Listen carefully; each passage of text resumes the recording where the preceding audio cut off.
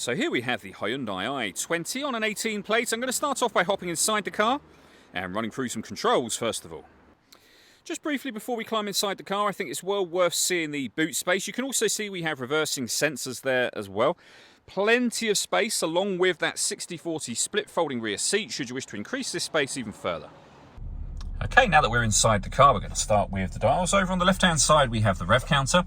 On the right-hand side, the speedometer. And then in the center, you can see the main trip computer, which includes the fuel gauge, the coolant temperature gauge, a digital readout for the speedometer, trip computer information below that, which you can change by pressing a button on the steering wheel. I'll come to that in just a moment.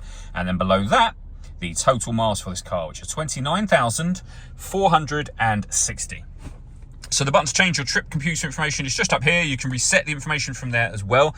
We've also got cruise control and speed limiter there. On the left-hand side, we have stereo and phone controls, including voice activation for the phone. Of course, you can only use your phone controls after you pair the phone up to the car, which is done over on this main stereo screen in the middle. Hit the phone button and then the number that corresponds with what you want to do. So to add a new phone, you'd press number 2. We are going to press 1 at this moment in time. When it comes to your music, we've got DAB radio, FM and AM as well. If you want to listen to your own music, press the media button. Nothing is connected or inserted at the moment. You can clearly put a CD in there if you wish to.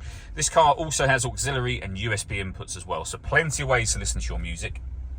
Below that, we've got the air conditioning. So you can determine the direction of the air, the fan speed, and also the temperature. When you're happy with those settings, this button will turn your air conditioning off in this case, or back on again. You can recirculate the air that's in the car. That's a great way of heating it up or cooling it down quickly depending on the temperature you've set just here. We've got our heated rear screen as well. And then below that, 12-volt charging socket as well as auxiliary and USB input. And then a 5-speed manual gearbox. And then lastly, this button will turn the parking sensors on and off for the car.